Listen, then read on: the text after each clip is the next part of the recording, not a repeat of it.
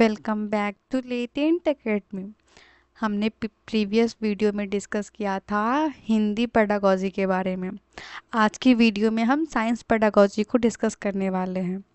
Hopefully मुझे उम्मीद है आपको वीडियो बहुत पसंद आई होगी। ये वीडियो साइंस पेडागोजी की भी आपको बहुत पसंद आएगी। और सीटेट 2025 के लिए इनमें जितने सारे टॉपिक्स दिए गए हैं रिलेटेड टू पेडागोजी बहुत ही इम्पॉर्टेंट है। पेडागोजी हमारे पेपर 2 में ऑलमोस्ट साइंस का 10 आता है क्वेश्चन, जो कि बहुत इंपॉर्टेंट रोल प्ले करता है। अगर आप 30 आउट ऑफ 30 स्कोर करना चाहते हो तो पेडागोजी आपका एक बहुत इम्पैक्टफुल जगह बनाता है। और पेडागोजी यहाँ समझने से ज़रूरी ही नहीं साइंस में, बल्कि हमारे मैथ्स में, हमारे इंग्लिश, हिंदी और सीटीपी सभी में काम आते हैं। तो चलिए हम साइंस रिलेटेड पेडागोजी को अच्छे से समझते हैं और देखते हैं। अगर आपको ये वीडियो पसंद आता है तो प्लीज़ लाइक करें, शेयर करें एंड सब्सक्राइब करें, क्योंकि आपकी एक छोटी सी हेल्प हमें बहुत मोटिवेशन प्रोवाइड करती है। चलिए बिना किसी देरी के हम क्लास स्टार्ट करते हैं। सबसे पहले समझते हैं साइंस पेडागोजी में साइंस होता क्या है उसके बारे में। Science has been derived from the Latin word scientia, मतलब कि साइंस जो है डिराइव किया गया, साइंस जो है वो लैटिन वर्ड साइंटिया से डिस्क्राइब किया गया है। उसका मतलब क्या होता है? नोइंग, यानी कि समझना, ज्ञान को अर्जन करना। Science text book are very important in science class. Science text book जो है वो बहुत ही इंपॉर्टेंट होते हैं साइंस के क्लास में। उसके बारे में यहाँ बात करता है। Science aims at enabling students to develop their communication skills to be able to understand scientific information. यानी कि साइंस का एम क्या है, मोटिव क्या है? साइंस का उद्देश्य ये है कि बच्चों को अपने जो नॉर्मल भाषा कम्युनिकेशन स्किल है उसको विकसित करने के लिए एक सक्षम बनाना। क्योंकि वो अगर एक अच्छा कम्युनिकेशन स्किल रखेंगे एज ए साइंस में तो एक अच्छे वैज्ञानिक के रूप में जाने जा सकते हैं, एक अच्छे वैज्ञानिक जानकारी को समझ सकते हैं, such as data, ideas, argumentation and investigation, and communicate it using appropriate scientific language in a variety of communication mode। मतलब कि अगर उनका विज्ञान समझने का उद्देश्य अगर अच्छा होता है, उनका कम्युनिकेशन स्किल अच्छा होता है उस चीज़ को समझने के लिए, तो वो कोई भी वैज्ञानिक जानकारी को अच्छे से समझ पाएंगे। जैसे कि कोई डाटाबेस हुआ, विचार हुआ, कोई तर्क हुआ, किसी तरह का खोजबीन हुआ, या फिर बहुत सारे तरह का संसाधन के अंदर वैज्ञानिक तरीके से उसको करने का, लेबोरेटरी मेथड से कुछ ना कुछ करते रहने का, तो ये सब चीज़ जो है ना वो साइंस के अंदर आएगा। Science education cultivate students curiosity about the world and enhance scientific thinking. देखो साइंस जो होता है वो क्या करता है, एजुकेशन के फील्ड में बच्चों के अंदर में क्यूरियोसिटी को डेवलप करता है, यानी कि जिज्ञासा को बढ़ाता है और वैज्ञानिक सोच को बढ़ाता है। साइंस का यही रोल होता है सबसे ज़्यादा। नेक्स्ट देखते हैं नेचर ऑफ साइंस। साइंस का क्या नेचर है यहाँ पे, उसके बारे में हम यहाँ पे बात करने वाले हैं, यानी कि विज्ञान की प्रकृति क्या है उसको देखेंगे यहाँ पे हम। Science always remain in a search of truth and it universal in nature. Science जो है वो हमेशा जो है खोज में रहता है, वो भी प्राकृतिक और सार्वभौमिक रूप से। उसके बारे में बात किया गया, क्योंकि साइंस में आए दिन हर दिन कुछ ना कुछ यूनिवर्सल वे में कोई ना कोई रिसर्च चल ही रहा है हमारे यहाँ। There is the absolute possibility of generalization of scientific conclusion, यानी कि इसमें क्या होता है, साइंटिफिक कंक्लूजन के रूप में कोई ना कोई ऐसी बात जो है वो निकल ही आती है उसके बारे में। Science helps in building self confidence and gives systematic approach to reaching the solution. देखो साइंस जो होता है ना हमें एक मोटिवेशन प्रोवाइड करता है, एक सेल्फ कॉन्फिडेंस प्रोवाइड करता है। अगर हम किसी फैक्ट की बात करते हैं तो अगर साइंस से रिलेटेड वो फैक्ट है तो हम उसको एज ए कॉन्फिडेंटली उस चीज़ को बोल सकते हैं, किसी अप्रोच के बारे में बता सकते हैं, कह सकते हैं, और उसका सॉल्यूशन क्या होगा वो भी जानने के लिए हमें वो एक रास्ता भी दे देता है साइंस जो है। It is rapidly expanding body of knowledge. Obviously science जो है वो आए दिन खोज होता है, तो ये इसका जो होता है मतलब नॉलेज जो इसका बढ़ने का तरीका होता है वो बहुत जल्दी होता है, बहुत ही तेज़ी से होता है और बहुत ज़्यादा विस्तार के रूप में होता है। Scientific law and other ideas और ऑब्सोल्यूट। साइंटिफिक लॉज जो है और आइडियाज़ जो है वो एब्सोल्यूट होते हैं, यानी कि कोई भी नियम हुआ या फिर कोई भी थॉट जो हुआ वो अपरिवर्तनशील होता है, मतलब वो कभी भी बदलता नहीं है साइंस के अंदर। Science is an interdisciplinary area of learning. देखो इंटरडिसिप्लिनरी जहाँ भी आएगा वो एक पॉजिटिव वर्ड हो जाएगा साइंस के टर्म में, आप इस चीज़ को याद रखिएगा। यानी कि ये एक अंतर विषयक क्षेत्र है, इंटरडिसिप्लिनरी यानी एक दूसरे से कनेक्टेड है कहीं ना कहीं। Science is a process as well as the product of that process.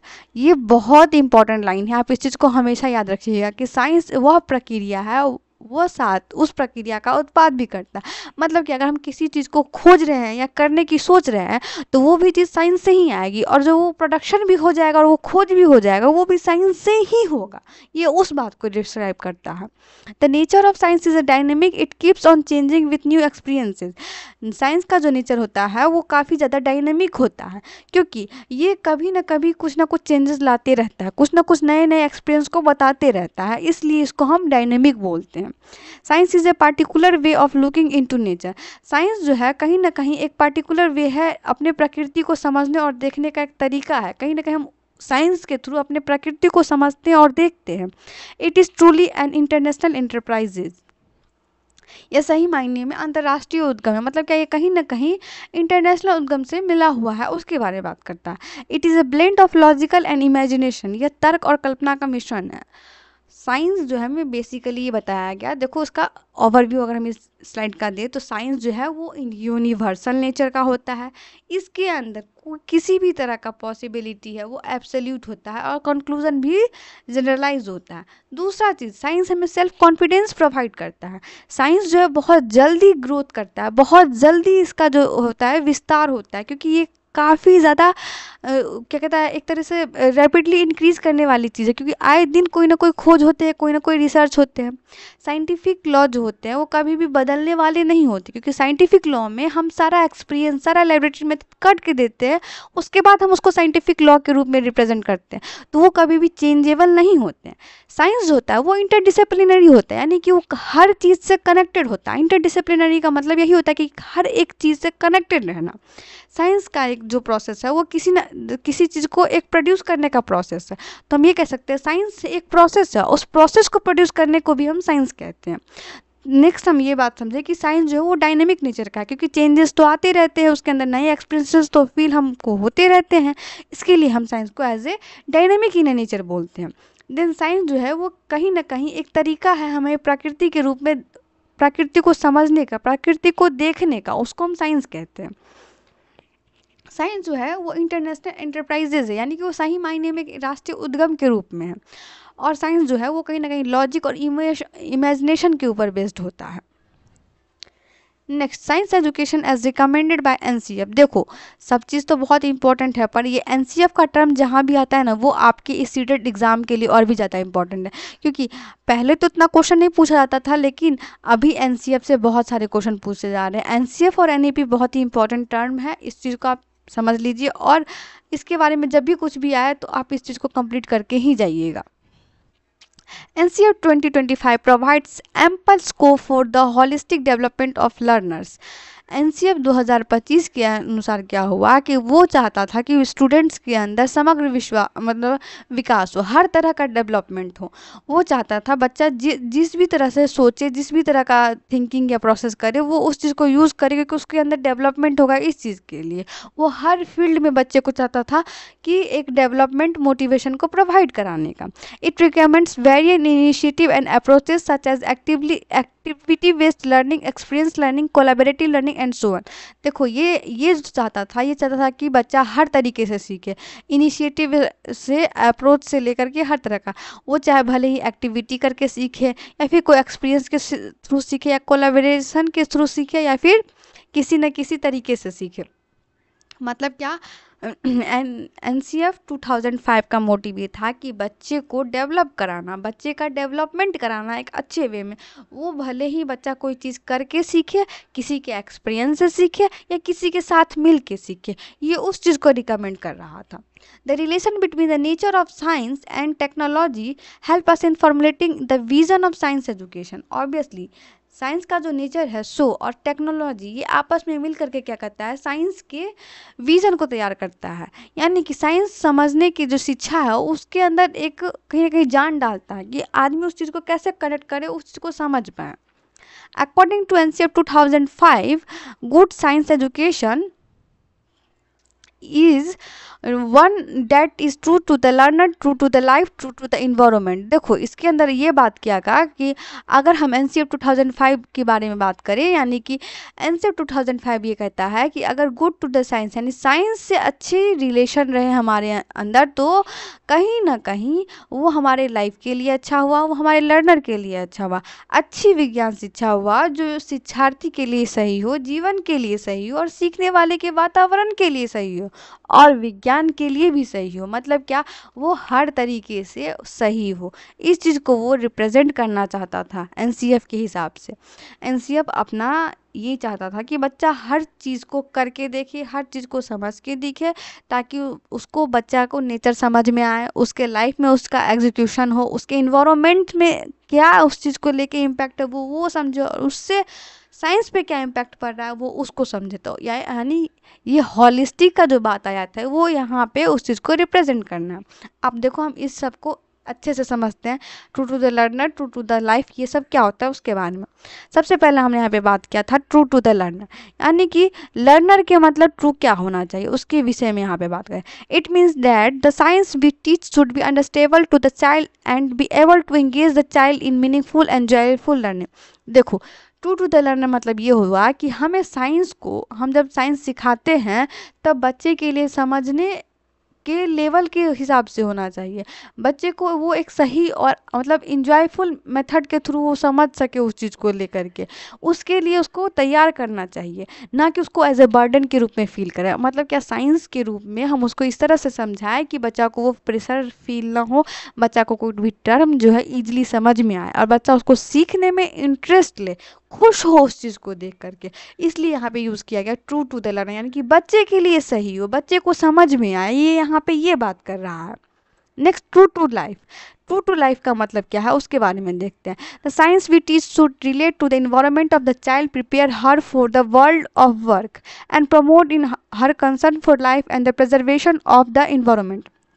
True to the life यानी देखो वो चीज़ जो जीवन के लिए सही हो, जिसे विज्ञान को हम सिखाने की कोशिश कर रहे हैं बच्चे के लिए, वो बच्चे के इन्वायरमेंट से रिलेटेड होना चाहिए। उसे काम का जो है वो दुनिया के लिए कैसे रिप्रेजेंट करेगा, वो इन्वायरमेंट के लिए क्या रिप्रेजेंटेटिव बनेगा, वो सब ये चीज़ के लिए हमको उसको तैयार करना होता है।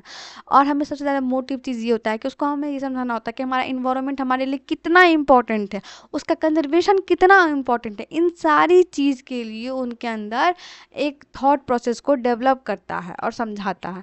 तो यहाँ पे क्या होता है कि अगर बच्चा अच्छे से साइंस समझता है तो वो अपने नेचर के लिए कंसर्न होता है, अपने इन्वायरमेंट, अपने सराउंडिंग के लिए कंसर्न होता है। जो इंसान इन सब चीज़ों के लिए कंसर्न हो जाए तो वो क्या होगा, एक अच्छा कहीं ना कहीं सिटीजन के रूप में भी आएगा, एक अच्छा लर्नर के रूप में भी आएगा, और वो उसके लाइफ के लिए हेल्पफुल भी होगा। Next, true to the science. True to science मतलब क्या होता है, अब इसके बारे में देखते हैं। It means the science which is should convey significant aspects of science content at the appropriate level and engage the child in learning the process of acquiring and validating scientific knowledge. मतलब क्या, विज्ञान के लिए इसमें सही होना। True to the science क्या, इसका मतलब होता है कि हम जो साइंस सिखाते हैं उसे हम एक अच्छे लेवल पर, साइंस के जो भी प्रोडक्ट्स होते हैं उसको इम्पोर्टेंट रूप के रूप में समझाना चाहिए, या फिर जो साइंटिफिक नॉलेज है उसको करने और उसको एक मान्य रूप से बताने के लिए हमें ये सीखना होगा कि बच्चे उसके अंदर कैसे खुशी से इन्वॉल्व हो, या फिर खुशी से उस चीज़ को कैसे करें। इस चीज़ के लिए ये इम्पोर्टेंट है। तो अगर हम साइंस को अच्छे से समझाएंगे, अच्छे से उसके एस्पेक्ट्स को बताएंगे, इससे क्या होगा, बच्चा उस चीज़ को समझेगा, उसके लेवल को समझेगा, बच्चा उसके अंदर अपना इंगेजमेंट दिखाएगा, और उसके इंगेजमेंट से क्या हो जाता है, बच्चा सीखता है। सीखने के बाद एक वैलिडेशन आ जाती है साइंटिफिक नॉलेज के रूप में, और जब वो वैलिडेशन आपके अंदर आ जाएगी तो आप हर चीज़ को लेके एज ए प्रोटेक्टिव वे में हो जाओगे। आप अपने सराउंडिंग को लेके प्रोटेक्टिव हो जाओगे, अपने नेचर को लेके प्रोटेक्टिव हो जाएंगे। तो यहाँ पे क्या हो गया, साइंस से एक चीज़ से सभी चीज़ का कंजर्वेशन हो गया। Next, science develop. Science develop क्या होता है, विज्ञान द्वारा विकसित होता है। उसके बारे में समझते हैं कि ये होता क्या। हम यहाँ पे साइंस डेवलप की बात कर रहे हैं। Science attitude. साइंस एटीट्यूड क्या होता है उसको समझते हैं। यानी कि एटीट्यूड इसको एटीट्यूड के वे में मत लेना, इसको एज ए समझ लिया, यानी कि उसका क्या पॉइंट ऑफ व्यू होता है उसको हम एटीट्यूड के रूप में रिप्रेजेंट करते हैं। Scientific attitude is caring about evidence and being willing to change theory on the basis of new evidence. Scientific attitude is concern and developed by science, यानी कि वैज्ञानिक दृष्टिकोण सबूतों की देखभाल कर रहा और नए सबूतों के आधार पर सिद्धांत को बदलने के लिए तैयार है। वैज्ञानिक दृष्टिकोण विज्ञान द्वारा चिंतित और विकसित होता है। मतलब क्या, अगर कोई बच्चा किसी लॉ किसी थ्योरी के बारे में पढ़ रहा है तो अब उसके आगे का जो स्टेप होगा वो बच्चा वहाँ से देखना शुरू कर जाएगा। उस चीज़ को हम वैज्ञानिक दृष्टिकोण के रूप में समझेंगे। वो क्या होता है कि वो जैसे कोई अगर ग्रेविटेशनल लॉ की बात की, अब ग्रेविटेशनल लॉ से हाईएस्ट क्या होगा, वो उस चीज़ के सोचने के लिए जो शुरुआत हो जाएगी उसको हम साइंटिफिक एटीट्यूड के रूप में बात करेंगे। जैसे कि बहुत पहले एटॉमिक या फिर न्यूक्लियर बम की खोज हुई थी, तो हम स्टार्टिंग में नॉर्मली बनाते थे और हम फेल हो जाते थे, पर साइंटिफिक एटीट्यूड वहाँ पे ये रोल प्ले किया कि वो जो भी चीज़ को हम यूज़ करते थे एटॉमिक बम या फिर न्यूक्लियर बम बनाने के लिए, तो पहले उन सब चीज़ों को समझने की कोशिश किया, यानी कि उन सब चीज़ को कंजर्व किया। उसके आधार पे उसके जो लॉज थे या फिर जो भी उसके ऊपर हम इम्प्लीमेंटेशन करते थे उसको फॉलो करते हुए नेक्स्ट सेम चीज़ को रिप्रेजेंट किया और उसमें कुछ चेंजेस लेकर के आया, कुछ ना कुछ बदलाव लेकर के आया, उसको डेवलप किया और तब फिर जाकर के उसको इम्प्लीमेंट किया। इम्प्लीमेंट करने से क्या हुआ, वो सक्सेसफुल हुआ। तो यहाँ पे क्या हुआ, साइंटिफिक एटीट्यूड यही हुआ कि किसी का कोई पर्सपेक्टिव है, कोई पॉइंट ऑफ व्यू है, उसको अगर वो फेल हो गया तो उसको लेकर के आगे बढ़ना, उसको चेंजेस करना और ऐसे बढ़ करके कुछ नया रिफॉर्म करना, उस चीज़ को रिप्रेजेंट करता है। The scientific attitude reveals why even a failed theory can help us to understand what is special about science. Scientific attitude यानी कि एक वैज्ञानिक दृष्टिकोण से पता चलता है कि क्यों एक असफल सिद्धांत भी हमें समझने में मदद कर सकता है कि वैज्ञानिक के बारे में क्या खास है। जैसे कि हमने बताया कि अगर एटॉमिक थ्योरी पहली बार फेल हो गई या फिर न्यूक्लियर थ्योरी हमने पहली बार बनाया वो फेल हो गया, तो अब हमें वो फेलियर जो है ना वो भी समझने के लिए एक रास्ता देगा हमें कि वो क्यों फेल हो गया, उस चीज़ को हम कैसे समझे, वो भी एक स्पेशल पॉइंट पे आएगा। दूसरा पॉइंट देखिए, scientific attitude helps to tackle problem objectively without bias promoting logical thinking, यानी कि वैज्ञानिक दृष्टिकोण होता है वो एक लॉजिकल थिंकिंग प्रोवाइड करता है जो पहले की प्रॉब्लम्स थे उसको निपटाने के लिए। मान लो किसी को पता नहीं था कि अच्छा इसमें ये प्रॉब्लम आ रहा है, पहले कुछ खराबी थी या फिर कोई भी चीज़ हम यूज़ नहीं कर पा रहे थे उस न्यूक्लियर थ्योरी में, तो अब वो पिछले वाले थ्योरी को एक बार देखने के बाद समझ जाएगा कि अच्छा इसमें ये चीज़ यूज़ नहीं हुआ, इसलिए हम इसको यहाँ पे ये यूज़ करेंगे तो ये मे बी वर्क करेगा। तो वो जो पिछला चीज़ जो यूज़ नहीं हुआ था उसको यूज़ करने के जगह से क्या हुआ, वो एक अच्छा एटीट्यूड के रूप में दिखाया यहाँ पे। नेक्स्ट हम देखें साइंटिफिक टेम्पर। साइंटिफिक टेम्पर क्या होता है उसके बारे में सकते हैं। Is the attitude to search for new bodies of knowledge, not accepting anything without proof और test, have the ability to change one stand in the light new evidence and not rely on the preconceived notion lieu of observation evidence is developed by the science। यानी कि scientific temper वैज्ञानिक स्वभाव ज्ञान के नए निकाय की खोज करने का दृष्टिकोण है, बिना प्रमाण या परीक्षण के किसी भी चीज़ को स्वीकार नहीं करना, नए साक्ष्यों के प्रकाश में एक के स्टैंड को बदलने की क्षमता, न कि अवलोकन योग साक्ष्य के बदले पूर्व धारणाओं पर भरोसा करना या फिर विज्ञान द्वारा विकसित किया गया है। देखो यहाँ पे साइंटिफिक टेम्पर ये बताता है कि आपका वैज्ञानिक स्वभाव उस चीज़ को रिप्रेजेंट करेगा, ये नहीं है कि कोई भी चीज़ बना बनाया आया हुआ है, अगर वो चीज़ फेल हो रहा है फिर भी हम उसी चीज़ को करें। अब एक बात बताओ, अगर कोई थ्योरी फेल कर जा रही है और हम उसी प्रोसेस को रिपीट एंड रिपीट किए जा रहे हैं बिना किसी चेंजेस के, बिना किसी ऑब्जर्वेशन के, तो क्या होगा, अगर हम उसको एक बार करेंगे तो भी वो फेल ही होगा और 100वें बार करेंगे तो भी वो ऑलरेडी फेल ही होगा। तो हमें साइंटिफिक टेम्पर में क्या करना होता है, साइंटिफिक टेम्पर यानी कि वो स्वभाव हमें क्या बताता है कि जो गलती हुई है उस चीज़ को हम ऑब्जर्व करें, उसको चेंज करें, नया इम्प्लीमेंटेशन करें। यानी यहाँ हम ये देखते हैं कि बच्चा या फिर वो जो लर्नर है वो ये ना समझ ले कि एक ही चीज़ ज़रूरी है, उसके अंदर प्रूफ भी ज़रूरी होता है, उसके अंदर एविडेंस भी ज़रूरी होता है, उसके अंदर कोई ना कोई चीज़ गलत है ये भी बोलने की क्षमता ज़रूरत होता है। तो ये सब चीज़ वैज्ञानिक स्वभाव को रिप्रेजेंट करता है। Next is seed. सीड बहुत इंपॉर्टेंट है, आप इस चीज़ को समझ लीजिएगा, याद भी कर लीजिएगा इसका formula. Science for equity, science for equity and empowerment and development, ये इस चीज़ को रिप्रेजेंट करता है कि ये होता क्या है उसके बारे में। Division has been set up under the department of science and technology, establish with the board objectives of providing opportunity to motivated scientist. समानता, अधिकारिता और विकास के लिए विज्ञान प्रभाव की स्थापना विज्ञान और प्रौद्योगिकी विज्ञान के तहत की गई है, जो प्रेरित वैज्ञानिक को अवसर प्रदान करने के व्यापक उद्देश्य को स्थापित किया गया है। देखो, इक्विटी, इक्वालिटी और इक्विटी में बहुत अंतर है। इक्वालिटी क्या होता है? सबको बराबर कर देना। अब बराबर से मतलब नहीं फर्क पड़ता है कि कौन बहुत कम है, कौन बहुत ज़्यादा है, किसको कितना चाहिए, इससे किसी को मतलब नहीं। मतलब क्या, अगर अब एक रोटी हमको सभी को देना है तो हमको सबको एक रोटी ही दे देना है, भले ही कोई ऑलरेडी 4 खा के बैठा हुआ हो या कोई एक ने बिल्कुल कुछ भी नहीं खाया लेकिन उसको भी हम एक ही दे रहे हैं। इससे क्या होता है? देखो, जो 4 खा के बैठा है वो उस चीज़ को खाएगा नहीं खाएगा कोई मतलब नहीं पड़ता, लेकिन जो भूखा है वो कुछ नहीं खाया, उसका एक रोटी में तो कुछ होने वाला है नहीं, तो वहाँ पे उसके लिए वो चीज़ दे करके भी, इक्वलिटी ला करके भी उसके लिए बायसनेस हो गया, उसके लिए बराबरी नहीं हुआ। और इक्विटी का मतलब क्या होता है कि वो चीज़ कि जिसको ज़रूरत जितना है हम उसको वो उतना प्रोवाइड कराएंगे। जैसे कि अगर किसी को ज़रूरत है 4 रोटी की तो उसको हम 4 देंगे, और किसी को ज़रूरत है 1 की तो हम उसको 1 ही देंगे, क्योंकि वो ऑलरेडी खाया हुआ है। तो इस चीज़ को रिप्रेजेंट करता है इक्विटी। हम साइंस के अंदर इक्विटी को डिफाइन करते हैं। ज़रूरी नहीं है कि आप ही हर चीज़ को डिस्क्राइब कर रहे हैं, आप हर चीज़ का इन्वेंशन कर रहे हैं, कोई दूसरा आदमी भी तो आएगा, कोई दूसरा रिसर्चर भी तो आएगा, वो भी तो कुछ रिसर्च करेगा। ज़रूरी तो नहीं है कि आपका किया हुआ रिसर्च, आपका किया हुआ कोई भी चीज़ ही सही हो।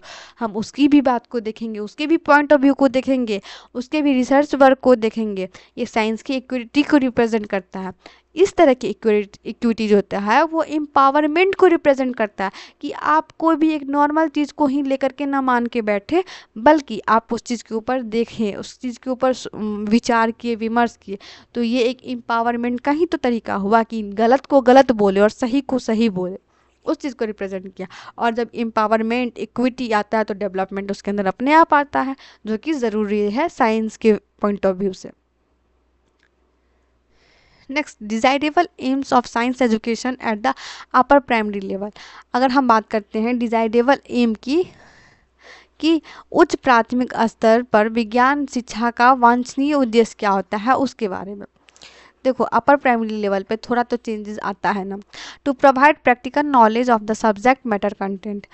जब हम नॉर्मल या तो यानी कि हम प्री प्राइमरी से प्राइमरी में आते हैं और मिडिल स्कूल में आते हैं, तब तक हम कोई भी चीज़ को अगर बताना होता है तो हम उसको मुंह से भी बता सकते हैं, उसके सराउंडिंग में भी हम दिखा के बता सकते हैं। पर जब हम अपर प्राइमरी लेवल पे आते हैं, अपर प्राइमरी लेवल वहाँ होता है जहाँ हमें बच्चे को करके दिखाना होता है, लैब में लेके जाना होता है। कोई अगर हम बोल रहे हैं कोई रिएक्शन होता है तो उसको वो रिएक्शन करके दिखाना होता है, वो उस चीज़ को रिप्रेजेंट करता है। To provide the latest knowledge, to develop scientific knowledge, science appreciation and scientific temper among the student. यानी कि स्टूडेंट्स के अंदर में वैज्ञानिक ज्ञान होना, वैज्ञानिक प्रशंसा और वैज्ञानिक स्वभाव विकसित करने के लिए नवीनतम ज्ञान प्रदान करना। देखो, अगर हम बच्चे को लेबोरेटरी में लेके जाते हैं तो बच्चा चीज़ें देखेगा, क्यूरियस होगा, उस चीज़ को समझने की कोशिश करेगा, उसके लिए जानने के लिए इच्छा प्रकट करेगा। और जब ये सब उसके अंदर आने लगेगा तो कहीं ना कहीं वैज्ञानिक स्वभाव डेवलप होने लगेगा उसके अंदर। और जब वैज्ञानिक स्वभाव डेवलप होने लगेगा तो वो भी कोई रिएक्शन परफॉर्म करना चाहेगा, वो भी कोई ना कोई चीज़ करके देखना चाहेगा। इससे क्या होगा, उसके अंदर एक साइंटिफिक टेम्पर भी अपने आप डेवलप होगा। To know the facts and principle of science and its application. विज्ञान और उसके अनुप्रयोगों के तथ्यों और सिद्धांतों को जानना। जब बच्चा ये सब करने की कोशिश करना शुरू करेगा तो उसके फैक्ट्स और प्रिंसिपल को भी उसको समझना पड़ेगा, क्योंकि लेबोरेटरी में हमें सब कुछ जानना होता है। स्पेशली हमें सेफेस्ट चीज़ को समझना बहुत इंपॉर्टेंट है, क्योंकि लैब के अंदर बहुत सारे केमिकल्स होते हैं, वो उनके थोड़े से भी रिएक्शन बहुत बड़ा बॉम्ब ब्लास्ट करवा सकती है, बहुत बड़ा फायर कहीं ना कहीं पकड़वा सकती है। तो हमको उसके फैक्ट और उसके प्रिंसिपल्स को इसलिए समझना बहुत ज़रूरी होता है। To encourage them to learn about nature, develop a love for nature and try to conserve natural resources and prevent pollution. देखो, ये यहाँ पे ये चीज़ बहुत इम्पैक्ट प्रोवाइड करता है। जब बच्चा कोई चीज़ को सराउंडिंग में देखने लगता है और जानने लगता है तो वो उस चीज़ को क्योर भी करना चाहता है। अगर जैसे कि हम बच्चे को बताएं कि हमारे यहाँ इतना पॉल्यूशन है, इतना ये है वो है, तो बच्चा चाहेगा कि हाँ हमें भी पेड़ लगाना चाहिए। आजकल के कुछ बच्चे आप देखते होंगे कि बहुत छोटी उम्र से ही पेड़ लगाने की बातें करते हैं या फिर पेड़ लगाते हैं। तो ये सब चीज़ कैसे डेवलप होता है, उसको साइंस का अच्छा नॉलेज होने की वजह से वो अगर समझ लेगा कि क्या प्रोसेस है हमारे लाइफ का, हम कैसे जीते हैं, हम कैसे सांस लेते हैं, तो उसको ऑक्सीजन का वो समझ में आएगा, महत्व समझ में आएगा। ऑक्सीजन कैसे प्रोड्यूस होगा, तो वो पेड़ लगाने की बात सोचेगा, वो उसके बारे में सोचेगा। तो ये इंपॉर्टेंट हो गया ना इसके लिए। To imbibe the value of honesty, integrity and cooperation. अब ईमानदारी, निष्ठा और सहयोग के मूल्य को आत्मसात करने के लिए ये भी इम्पोर्टेंट हो जाएगा। जब कोई भी चीज़ अच्छा काम करने जाओगे तो तुम्हारे अंदर ईमानदारी ऑलरेडी आ जाएगी, सहयोग ऑलरेडी आ जाएगी, निष्ठा आ जाएगी, और तुम उस चीज़ को एक अच्छे माइंडसेट से कंप्लीट करोगे। To encourage them to learn about nature, develop a love for nature and try to conserve natural resource and prevent pollution. Obviously जब नेचर के ऊपर तुम्हारा लव आएगा, तुम्हारा थोड़ा सा मोटिव जाएगा कि नहीं हमें नेचर को थोड़ा सा प्रोटेक्शन देना है, तो तुम उसके लिए कुछ ना कुछ हाँ ऐसा सोर्स निकालोगे जिससे नेचर का कंजर्वेशन हो, नेचर प्रिवेंट करे और नेचुरल रिसोर्स प्रोड्यूस काफ़ी हो और पॉल्यूशन रिडक्शन के रूप में आए। Then students should be aware of the global dimensions of science as universal activity with consequences for our lives and subject to social, economic, political, environmental, cultural and ethical effect। मतलब कि छात्रों को विज्ञान के वैश्विक आयाम के बारे में पता होना चाहिए, हमारे जीवन और सामाजिक, आर्थिक, राजनीतिक, पर्यावरण, सांस्कृतिक और नैतिक कार्यों को अधीन परिणामों के साथ एक सार्वभौमिक गतिविधि के रूप में होना चाहिए। To nurture natural curiosity, aesthetic sense and creativity in science and technology। विज्ञान और प्रौद्योगिकी में प्राकृतिक जिज्ञासा, सौंदर्य बोध और रचनात्मक का पोषण करता है। जब हम कुछ चीज़ को लेकर के क्यूरियस होते हैं तो हम कहीं ना कहीं उसको अच्छे से करने के लिए, एक क्रिएटिव माइंड से उस चीज़ को रिप्रेजेंट करने के लिए, सोचने के लिए शुरू कर देते हैं, और ये सब एक अच्छा नॉलेज के रूप में ही दिखाता है। यही तो एम होता है किसी साइंस का, एक नॉर्मल इंसान से, किसी को साइंस की हेल्प से एक अच्छा सिटीजन बनाना, एक अच्छा सोच बनाना, एक अच्छा सराउंडिंग को डेवलप करना। नेक्स्ट अब साइंटिफिक मेथड्स हैं।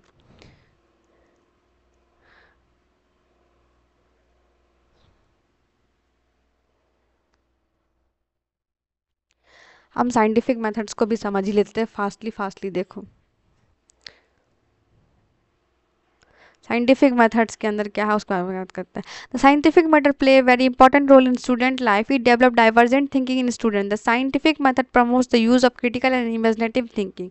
देखो साइंटिफिक मेथड क्या करता है, बहुत इंपॉर्टेंट रोल प्ले करता है किसी स्टूडेंट के लाइफ में, क्योंकि उसके अंदर जो होता है वो डाइवर्जेंट थिंकिंग डेवलप होता है। इस डाइवर्जेंट थिंकिंग से क्या होता है, वो बहुत सारा प्रोसेस करता है, उसका इमेजिनेशन इंप्रूव होता है, उसका विजन इंप्रूव होता है, जिससे कोई ना कोई ऐसा नया रिसर्च डेवलप होता है। साइंटिफिक मेथड का स्टेप्स क्या है, सबसे पहले तो क्वेश्चन करना, देन कलेक्ट करना डाटा को, देन टेस्ट करना हाइपोथेसिस को, और देन कंक्लूजन निकालना उस चीज़ को लेकर के। To experience the problem, this is the first step of the scientific method. In this step student experience the problem। देखो अगर बच्चा जब तक कोई समस्या को समझेगा नहीं या फील नहीं करेगा, उसका निदान नहीं करेगा। हम एक बहुत अच्छी बात पढ़े थे, क्यूट कहीं ना कहीं पढ़े थे कि necessity is the mother of invention, यानी कि आपकी ज़रूरत ही किसी चीज़ की जननी होती है। आपकी ज़रूरत जो अगर किसी चीज़ की होगी तो आप उस चीज़ को आविष्कार करोगे।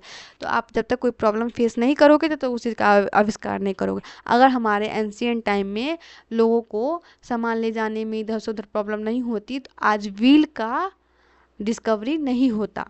तो वही चीज़ यहाँ पे होता है कि आपके प्रॉब्लम से ही कोई एक नया इन्वेंशन होता है। To define the problem, this is the second step of the scientific method. Before understanding and solving the problem properly it is necessary that it should be defined in clear, simple and definite knowledge. आप उस problem को define करना, इसमें क्या होता है कि कोई भी साइंटिफिक मेथड के थ्रू हम ये दूसरा चीज़ करते हैं कि कोई भी अगर प्रॉब्लम आ रहा है उसको ठीक से समझते हैं, उसको कोशिश करते हैं हल करने की, उसके जो भी फैक्ट्स है उसको समझना चाहते हैं कि भाई इसके अंदर उसको हम क्या करें जो सॉल्यूशन निकलेगा क्या नहीं। मतलब तुम अपना कहीं ना कहीं अपने पूरे ब्रेन का यूज़ कर रहे हो तो उस वक्त में। To collect data and relevant to the problem, in this stage the student are promoted to collect data और इन्फॉर्मेशन रिलेटेड टू प्रॉब्लम। देखो इस स्टेज में क्या होता है, बच्चा सबसे पहले डाटा कलेक्ट करता है उस प्रॉब्लम को रेलिवेंट करने के लिए, उस चीज़ के रिलेटेड जो भी प्रॉब्लम्स आ रहे हैं उसको कलेक्ट करने के लिए कि अब हम क्या करें जो ये प्रॉब्लम ख़त्म होगा उस चीज़ के बारे में। To investigate and analyse the problem, जब वो चीज़ को वो डिस्कवर कर लेगा, वो रीज़न जान जाएगा और डाटा जान जाएगा कि भाई अच्छा इस पे ये प्रॉब्लम है, इस वजह से ये चीज़ की दिक्कतें हैं, तो वो उस चीज़ को ख़त्म करने की कोशिश करेगा, उसको इन्वेस्टिगेट करेगा। Next laboratory method. Laboratory method क्या होता है? प्रयोगशाला विधि। ये बहुत इम्पैक्टफुल मेथड है। In the laboratory method, students perform laboratory experiments by their own hands, individually or in small groups under the supervision and guidance of their science teacher। देखो laboratory method में क्या होता है, बच्चा एक्सपेरिमेंट को perform करता है अपने खुद के हाथ से, खुद जा करके, वो भी किसी ग्रुप के थ्रू या फिर किसी न किसी गाइडेंस के थ्रू। क्योंकि देखो एक क्लास में बहुत सारे बच्चे होते हैं, तो हम सारे बच्चे से इंडिविजुअली वो एक लेबोरेटरी में एक एक करके हम रिसर्च या फिर एक्सपेरिमेंट नहीं करवा सकते, बहुत टाइम टेकिंग हो जाएगा। इसके लिए हम एक ग्रुप बना करके 4 से 5 बच्चे का ग्रुप बनाते हैं और ऐसे करके पूरे क्लास को कोई ना कोई एक्टिविटी को परफॉर्म कराते हैं। उस एक्टिविटी को परफॉर्म कराने से क्या होता है, बच्चा खुद से करके देख रहा होता है, तो उसके सामने में वो चीज़ बहुत इम्पैक्ट डालता है। The role of teacher when using this method in teaching science is that of a facilitator. जब इस मेथड को यूज़ कर रहे होते हैं तो टीचर किस रूप से होता है? फैसिलिटेटर के रूप से होता है, यानी कि सूत्रधार के रूप से इसको कहा जाता है। The teacher goes to different individuals और small groups, observe them what they are doing, corrects them if they are doing something wrong and he always available to student when they really need him for any guidance. इसमें शिक्षक जो होता है वो बच्चे को बता देता है कि देखो इस प्रोसेस को ऐसे ऐसे ऐसे करना है, तुम लोग करो। बच्चा उस प्रोसेस को सुन करके वैसे वैसे करना स्टार्ट करता है। देन टीचर क्या करता है, वो हर ग्रुप्स में जा करके चेक करता है कि बच्चा क्या उस चीज़ को प्रॉपरली कर रहा है या नहीं कर रहा। अगर नहीं कर रहा है तो क्यों नहीं कर रहा, उसके पीछे क्या रीज़न है, वो किसी चीज़ में फंस तो नहीं गया, कोई चीज़ को समझ में तो नहीं आया। वो हर इंडिविजुअल ग्रुप्स के पास जा करके उसके प्रॉब्लम्स को देखता है, उसके एक्सपेरिमेंट्स को देखता है और उसके जो भी डाउट्स है उसको सॉल्व करने की कोशिश करता है। अब इसके एडवांटेज क्या होते हैं? देखो लेबोरेटरी मेथड है तो एडवांटेज और डिसएडवांटेज तो हम दोनों यहाँ पे देखेंगे। ये एक्टिविटी बेस्ड मेथड है, यानी कि करके सीखता है बच्चा, इसको करके देखने में। देखो तुम कोई चीज़ करके देखोगे यानी एक्सपीरियंस खुद से करोगे ना, तो तुम्हारे दिमाग में वो हमेशा रहेगा और लाइफ टाइम तुमको वो चीज़ याद रहेगा। Opportunity to handle material by their own hands, यानी कि बच्चा कोई भी अब उसको अपॉर्चुनिटी मिलता है उस मटेरियल को खुद से संभालने की, खुद से करने की, तो बच्चा बहुत ही इस चीज़ को लेकर क्यूरियस होता है, बहुत ज़्यादा वो सजग भी रहता है। Learning to follow directions carefully, अब मैडम जो डायरेक्शन दे रही है या सर जो डायरेक्शन दे रहे हैं बच्चा उस चीज़ को केयरफुली सुनता है। Learning skill in performing experiments, recording observation and results, summarising data and drawing conclusion. इसमें क्या होता है कि अगर कोई हम उससे सर्टेन एक्सपेरिमेंट करवाते हैं तो उसके अंदर हम उसको एक्सपेरिमेंट परफॉर्म कैसे करना है वो उसको रिकॉर्ड करना, उसका ऑब्जर्वेशन को रिकॉर्ड करना, उसका रिजल्ट रिकॉर्ड करना, फिर समराइज़ करना डाटा को, इन सब चीज़ को हम करवाते ताकि उसका कंक्लूजन निकले, वो समझ पाए। तो ये एक एटीट्यूड उसके अंदर डेवलप होता है। The opportunity for critical thinking, scientific attitude and scientific temper, वो जो होता है उसके अंदर एक अच्छा सोच डेवलप होता है, एक वैज्ञानिक दृष्टिकोण डेवलप होता है, वैज्ञानिक स्वभाव डेवलप होता है। इससे क्या होता है कि अगर बच्चा इस चीज़ को एज ए खुद समझ लेगा कि हम भी साइंटिस्ट हैं, हम भी साइंटिस्ट जैसा कुछ रिसर्च कर सकते हैं, कुछ बड़ा कर सकते हैं, तो बच्चे के अंदर क्यूरियोसिटी रहेगा, बच्चा आगे कुछ करने की सोचते रहेगा और सोचना चाहेगा कि हम अच्छा और कुछ करें, कुछ जैसा रिसर्च करें, कुछ डेवलप करें, वो उस चीज़ के बारे में सोचेगा। The opportunity of training in the scientific method and investigatory science project, इससे क्या होता है कि बच्चा जो होता है वो साइंटिफिक मेथड्स को खोजबीन के रूप में समझता है और आगे भी कुछ नया रिसर्च करने की कोशिश करता है। तो ये उस सब चीज़ की तरफ की अपॉर्चुनिटी को डिफाइन करता है ना। देखो एडवांटेजेस तो देख लिए हम यहाँ पे, अब हर चीज़ का डिसएडवांटेज भी होता है, डिसएडवांटेज देखते हैं। More expensive as separate equipment is to provided to each student, मैंने भी बात किया ना कि हर स्टूडेंट को हम इंडिविजुअली एक एक एक्सपेरिमेंट नहीं कर सकते हैं, ये बहुत ही ज़्यादा एक्सपेंसिव पड़ जाएगा क्योंकि उतना हमारे पास इक्विपमेंट नहीं होता है हमारे क्लास के अंदर। Difficult to schedule in a school time table as a double period is to be provided to, आपको एक सर्टेन अथी कराने के लिए क्या कहता है रिसर्च कराने के लिए हमें डबल पीरियड का यूज़ करना पड़ेगा, तो ये बहुत ही मुश्किल होता है क्योंकि आप बहुत सारे बच्चों का ग्रुप होता है, हम इजीली एक ही पीरियड में सब कुछ नहीं डिफाइन कर सकते हैं, और हर बच्चे समझ भी नहीं पाएंगे अगर हम जल्दी उनको बताने की कोशिश करेंगे तो। More time consuming compare to lecture demonstration method as student are unskilled worker and are not competent enough to handle apparatus as their teachers। Lecture method में क्या होता है, सिर्फ भाषण देना होता है, बच्चा समझ रहा होता है, और यहाँ तो करके देखना पड़ता है। तो ये यहाँ पे टाइम तो ज़्यादा जाएगा ही, क्योंकि हर किसी को करने करवाने में तो टाइम लगता है। पर लेक्चर मेथड में क्या होता है, बच्चा बस सुन रहा होता है, टीचर बोल रहा होता है, इससे इजीली क्लास खत्म हो गया, सिलेबस खत्म हो गया, बात खत्म हो गया। पर वहाँ पे ऐसा नहीं होता है, बच्चा का क्यूरियोसिटी रहता है, बच्चा का क्वेश्चन रहता है, बच्चा सोचता है, बच्चा पूछता है। तो ये वो बता रहा है, और टाइम जा रहा है, तो ये डिसएडवांटेज के रूप में गिनाएगा। Next, science text book in a class is used. विज्ञान की पाठ्य पुस्तकों का क्या यूज़ होता है क्लासरूम के अंदर, उसके बारे में बात कर रहा है यहाँ पे। मेकिंग एग्जामिनेशन मोर फ्लेक्सिबल, हमें साइंस के एग्ज़ाम में फ्लेक्सिबिलिटी रखना चाहिए, इंटीग्रिटी रखना चाहिए। Then classroom file for fulfilment of learning objectives, क्योंकि हमें सिर्फ और सिर्फ उसको रटवाना नहीं होता है, उसको समझाने के लिए इस चीज़ को रखना चाहिए। No the facts and principle of science and its application consistent with stage of cognitive development, जैसे जैसे उसका संज्ञानात्मक विकास होगा उस अवस्था के अनुरूप वो साइंस को और उसके जितने भी एप्लीकेशन है उसको रेगुलेटरी बेस्ड पे समझना और सीखना शुरू कर जाएगा। Acquire the skill and understanding of methods and process that lead to the generation and validation of scientific knowledge, यानी कि उन विधियों और प्रक्रियाओं के कौशल को समझ को प्राप्त करना जो वैज्ञानिक ज्ञान के लिए निर्माण और सत्यापन के लिए बहुत ज़रूरी होता है। Develop the basic language skill just like speaking, reading, writing, not only for science but also through science, मतलब कि अपना बेसिक लैंग्वेज स्किल को डेवलप करना। LSRW जो कि बहुत इंपॉर्टेंट है, listening, learning, listening, speaking, reading और राइटिंग, इस चीज़ को डेवलप करना सिर्फ और सिर्फ साइंस के लिए नहीं बल्कि साइंस के समग्र समझ के लिए ज़रूरी है ये चीज़।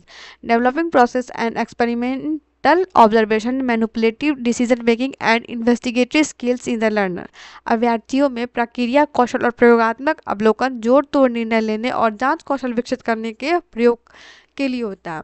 Helping learners to understand the relationship between nature and matter on scientific basis, develop a positive scientific attitude and appreciate the contribution of different science discipline toward the improvement of quality of life and human welfare। देखो जब बच्चा इतना सब कुछ देखेगा, इतना कुछ सीखेगा, तो बच्चा हर पहलू को समझ जाएगा। बच्चा को ये समझ में आएगा कि साइंस का क्या रोल होता है, साइंस कितना इम्पॉर्टेंट है हमारे लाइफ के लिए, हमारे इन्वायरमेंट के लिए, हमारे सराउंडिंग के लिए, तो वो उस चीज़ को समझेगा। साथ ही साथ उसके अंदर एक पॉजिटिव एटीट्यूड डेवलप होगा, उसके अंदर साइंटिफिक एटीट्यूड आएगा, वो एप्रिसिएशन को भी लाएगा हर चीज़ के कंट्रीब्यूशन को लेकर के, साइंटिफिक टेम्पर के बारे में बात करेगा। तो ये सब कुछ क्या रिप्रेजेंट करता है, एक तरह का उसके लाइफस्टाइल में चेंजेस को, उसके लाइफस्टाइल के इम्प्रूवमेंट को, और उसका लाइफस्टाइल का इम्प्रूवमेंट कहीं ना कहीं हमारे होल कम्युनिटी के लिए इम्प्रूवमेंट हो जाता है, हमारे देश के लिए इम्प्रूवमेंट हो जाएगा। अगर एक भी बच्चा इस तरह से चेंजेस ले आता है अपने अंदर, तो 1 से 2 होगा, 2 से 10 होगा, 10 से 15 होगा, 15 से 20 होगा, कल को पूरा जिला होगा, उसके कल को पूरा राज्य होगा। ऐसे ही करते करते करते साइंटिफिक एटीट्यूड डेवलप हो जाने से बच्चा बहुत ही अच्छे लेवल का समझ विकसित कर लेगा, एक अच्छा नागरिक बन जाएगा। तो हमारा मोटिव क्या होता है, सिर्फ और सिर्फ पढ़ना नहीं, एक अच्छा सिटीजन बनना, एक अच्छा रोल प्ले करना अपने सोसाइटी के लिए खुद की तरफ से। तो दोस्तों होपफुली आपको ये पसंद आया हुआ होगा सीरीज़, ये मैराथन। इसके लिए प्लीज़ आप लाइक करें, शेयर करें एंड सब्सक्राइब करें। मिलते हैं नेक्स्ट वीडियो में, तब तक के लिए थैंक यू सो मच। आप लोग इतनी देर मेरे साथ बने रहें। अगर प्लीज़ आपको पसंद आता है हमारा ये मैराथन, तो प्लीज़ प्लीज़ प्लीज़ ज़रूर लाइक करें एंड सब्सक्राइब करें।